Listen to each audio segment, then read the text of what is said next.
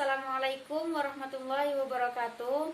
Perkenalkan, nama saya Meliana, Prodi S1 Keperawatan. Saya perwakilan dari kelompok 5 akan mempresentasikan hasil makalah kami yang berjudul Sakit, Penyakit, dan Pengobatannya Menurut Agama Islam. Sakit adalah pandangan atau persepsi seseorang bila merasakan kesehatannya terganggu dalam hal fisik. Penyakit adalah proses fisik dan patofisiologis yang sedang berlangsung dan dapat menyebabkan keadaan tubuh atau pikiran menjadi abnormal. Sakit dan penyakit dalam pandangan Islam. Pertama, sakit adalah ujian.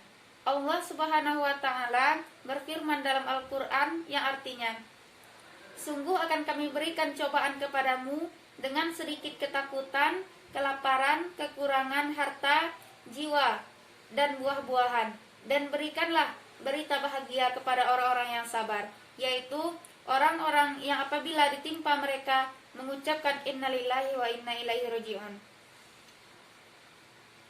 Kedua, sakit adalah azab. Bagi seorang mukmin, sakit dapat menjadi tazkirah atau ujian yang akan mendekatkan dirinya kepada Allah Subhanahu wa Ta'ala. Namun bagi orang yang sakit bisa menjadi azab yang akan membinasakan dirinya. Allah Subhanahu wa Ta'ala berfirman yang artinya, "Katakanlah, dialah yang berkuasa mengirimkan azab kepadamu dari atas kamu, dari bawah kakimu, atau dia akan mencampurkan kamu dengan golongan-golongan yang saling bertantangan, dan merasakan kepada sebagian itu keganasan, kepada sebagian yang lain. Perhatikanlah betapa kami mendatangkan tanda-tanda kebesaran kami silih berganti agar mereka memahaminya." Ketiga, sakit adalah cinta. Inilah golongan yang dirahmati Allah Subhanahu wa Ta'ala. Telah dijelaskan sebelumnya bahwa Allah Subhanahu wa Ta'ala senantiasa menguji hamba-hambanya untuk menilai siapa yang benar memiliki ketulusan iman. Siapa di antaranya hambanya yang sabar, yang sanggup bertahan, baik dalam susah maupun senang. Para sahabat berkata saat golongan ini ditimpa sakit demam sehari dapat menghapuskan dosa setahun. Imam Ibnu Qayyim Al-Jauziyah dalam At-Tib An-Nabawi menafsirkan riwayat At-Tasar. Pengertian selanjutnya akan dibacakan oleh teman kami Alfiatun Nurjana. Sekian, terima kasih.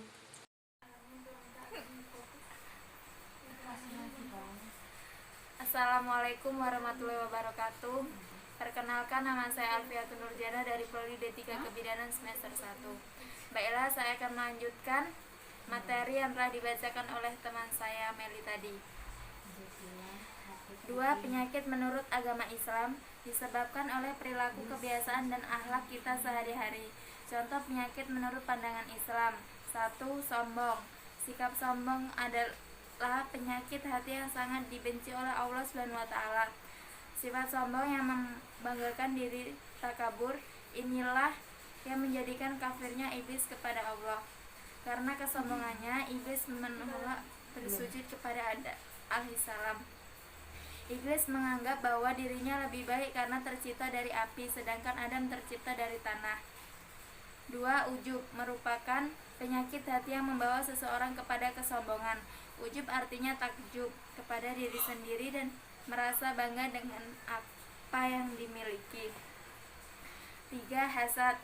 Hasad atau iri dan dengki adalah perasaan tidak suka yang timbul pada hati seseorang apabila melihat atau mendengar kebahagiaan yang dirasakan oleh orang lain.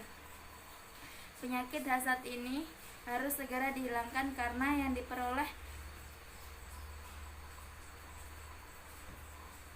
masing-masing orang yang telah ditentukan kadar dan ukurannya oleh Allah SWT. Penyakit hasad dapat mengikis pahala amal soleh sebagai hadis Nabi Muhammad SAW berikut. Waspadalah terhadap hasud, iri, dan dengki. Sesungguhnya hasud mengikis pahala-pahala sebagaimana api memakan kayu. Hadis riwayat Abu Daud. 4. Bakhil atau kikir.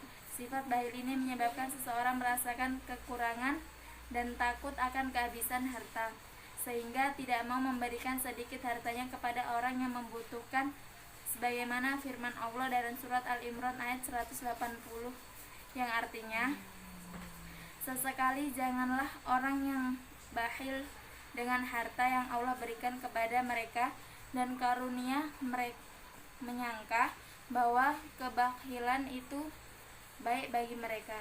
Sebenarnya kebakhilan itu buruk dan dari mereka. Harta yang mereka bakhilkan itu akan dikalungkan ke lehernya di hari kiamat.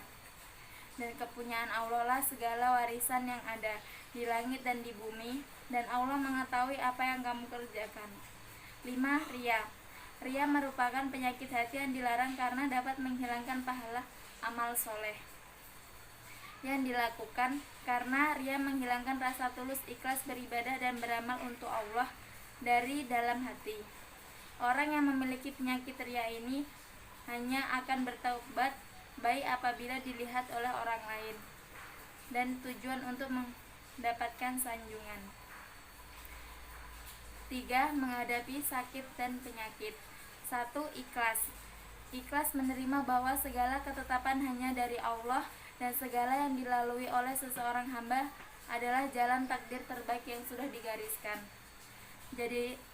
Jadikan semuanya sebagai lahan untuk beribadah kepadanya, sehingga apapun sakit yang dialami akan menjadi kebaikan dan keberkahan. 2. Tawakal. Bukan tawakal yang terdiam dari cari pengobatan baik semampunya. Tetap jalin silaturahmi dan kasih sayang terhadap orang terdekat dan sesama, serta banyak mencari ilmu tentang penyakit yang dialami sehingga terjadi jalan ikhtiar untuk kesembuhan. Baiklah, hanya itu yang bisa saya sampaikan. Selebihnya akan dilanjutkan oleh teman saya. Wassalamualaikum warahmatullahi wabarakatuh. Assalamualaikum warahmatullahi wabarakatuh. Saya akan menjelaskan materi mengenai pengobatan dalam Islam.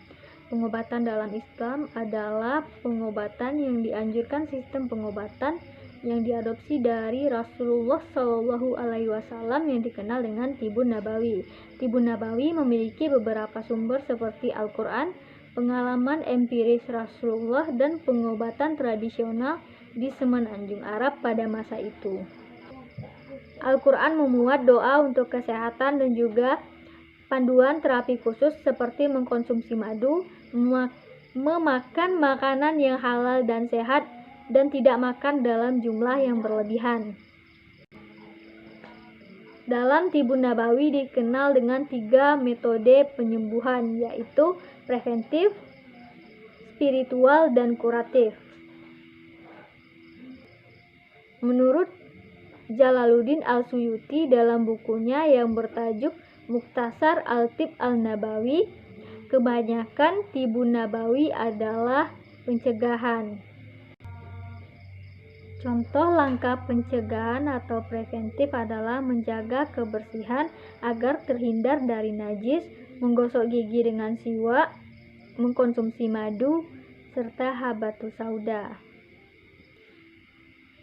Langkah selanjutnya adalah spiritual, seperti membaca doa dan pembacaan ayat Al-Quran. Metode selanjutnya adalah kuratif atau penyembuhan. Di antara penyakit menurut Tibun Nabawi yang dapat disembuhkan dengan pengobatan alami adalah batuk, sakit kepala, sakit gigi, radang tenggorokan, tekanan darah tinggi, demam, dan sejenisnya. Bentuk perawatan medis untuk penyakit tersebut adalah air dingin untuk demam, mengkonsumsi madu, susu, urin unta, serta jintan hitam atau al-habba al-sauda. Sedangkan untuk perawatan bedah yang dilakukan adalah bekam dan kauterisasi. Sekian, terima kasih.